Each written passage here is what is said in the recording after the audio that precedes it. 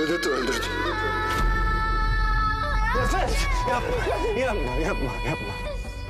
Özür dilerim. Sana bela getirdiğim için özür dilerim. Yapma Nefes'im, sen neden özür diliyorsun? Yalvarıyorum Tahir, sana yalvarıyorum. Ne olur teslim olma. Yalvarırım, teslim olma. Biliyorum bedeli de çok ağır. Sensiz kalmak ama yapma bana bunu. Bak ben kendimi affedemem.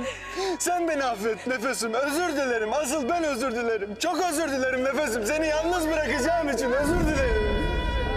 Şu can şu tende durdukça sen hep burada olacaksın.